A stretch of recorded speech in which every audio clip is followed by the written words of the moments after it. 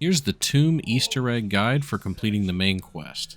Now first, to do this, go ahead and open up Pack-a-Punch and push through the map as you normally would, and go ahead and progress to the round after you open up Pack, and you will get the Shock Mimic. Go ahead and grab this monocle, and we will use this to get the Ice Staff. Now if you don't know how to get the Ice Staff, we do have videos on our profile that will show you how to do that. So reference those, and we're going to keep going as if we already have the Ice Staff. So next, go ahead and grab Stamina up, and go ahead and set up these crystals as I'm doing here. You'll want to shoot them and move them around, and once they're in this pathway of some sort, go ahead and shoot them with the Ice Staff. Now this is the path I chose. I was able to set it up like this 2 or 3 times, so I think this is one of the best, quickest, and easiest ways to do this, as you do need to hit these in about 10 seconds. But once you do that, you'll see we'll get a little audio quip, and we'll be queued to go to the Dark Ether so that we can do the next step. And then next, we're going to go into the Dark Ether, and we're looking for some floating meteors that have symbols on them, similar to the symbols that were in the Tavern Easter egg or the Citadel map. Then go ahead and locate all 3. Mine happen to be in a cluster. They can be scattered around, and shoot all 3 of them with the Ice Staff. Once you shoot them with the Ice Staff, they will float down towards you. Just go ahead and look up at them and note all 3 of them. Once you've noted all 3 of these symbols, locate the dark portal. One of the portals that is in there will be dark, and go ahead and go on the outside and locate it from the other side. And now we're going to go ahead and take the Ice Staff and just punch those 3 symbols in any order. It does not matter, but it just has to be those 3 symbols with the Ice Staff. And once you've put in the 3 symbols correctly, the portal will open back up and just go through. Once you're ready to do this step, go ahead and follow this orb. Now it is extremely important you guys stay right up on it. When we did this, we failed like 10 to 12 rounds in a row because we didn't realize that you have to stay so close to the orb. Otherwise it'll disappear, and you also have to be killing. So make sure you're killing and staying close to the orb the entire time to make sure you get it there in one go. If not, you will have to redo it the next round. It will not let you activate it until the following, and you'll have to relocate a portal and put the same 3 symbols in. So go ahead and take this and follow it all the way through till we get to the center where the altar is in the middle of the Dark Ether. And once it gets all the way there, you will get the flash, and we can go ahead and absorb that into our staff, and we have the staff upgrade. Once we have the upgrade, you can go ahead and switch to the alternate fire mode and shoot the Vermin Statue here to bring this little crystal to life. Then we're going to go ahead and grab the orb and run it back to spawn. We're going to have to do this 4 different times. So the first one, you'll see there, goes up into our inventory in the Ancient Magic. And go ahead and throw the orb right here in the spawn. You'll see it glowing red and complete the trial. Now all 4 of these little trials are different slightly.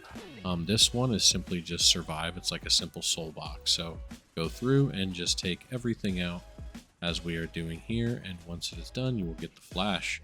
And once you get the flash, go ahead and grab the orb and make sure to avoid as much damage as possible. You will see it'll have a little health bar, so make sure to take that and run it back to the statue you took it from without getting killed or destroying the orb. And the portal in the room you do it in will be closed, so you'll have to use one of the others.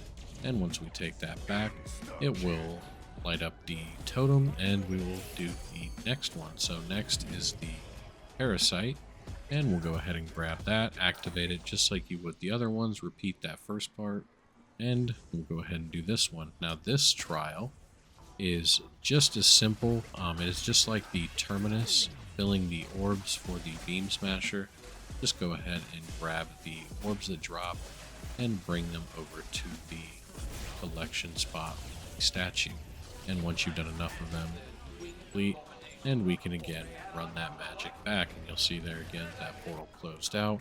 But go ahead and bring it back as quickly as you can, safely as you can, back to the thing. And that will be the second one. Next, we'll do the Dopple. So go ahead and activate the crystal and run this one back. This will be in the free perk room by Speed Cola. And this one is relatively simple. Not much of an objective here. just go ahead and avoid trap looking things on the ground that mess up your vision, and go ahead and take out as many doppelgas as your squad can. I do believe the doppelgas is the only thing that feeds this soul box, so make sure you're focusing the doppels.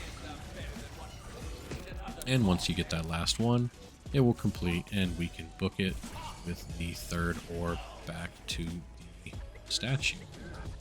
And with that one, we have one left to go. So we'll go ahead and grab the Amalgam and take this one down to Quick Revive and activate that. And this one is the easiest in my opinion. If you have a mutant killjoy or anything like that, simply take out the Amalgam. It will have some zombies that'll spawn like you see here with lasers. Take those out because they actually protect him so he can't be hurt until those are all dead. We took him out relatively quickly. One time we even used a killjoy and it was super easy.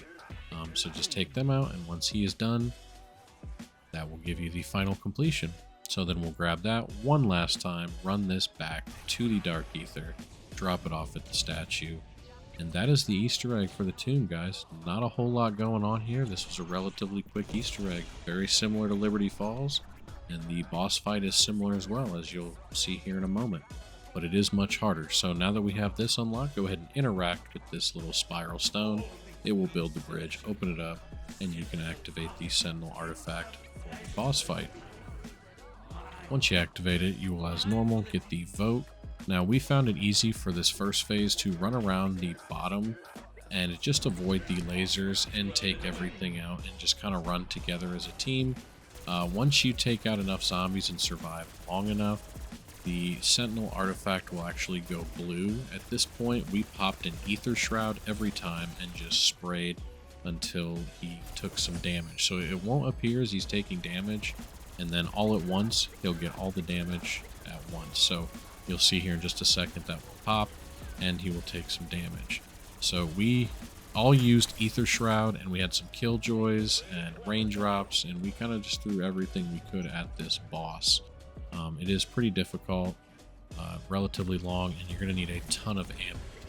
We made sure to have a ton of extra money, and you'll see here, even going through as prepared as we were, ended up stumbling a bit and getting about halfway. But we did get the Easter egg done, so I want to get that up early, and you will see here we got our hearts broken. So hope this guide helps, guys, and happy looting, goblins. We'll see you on the next guide.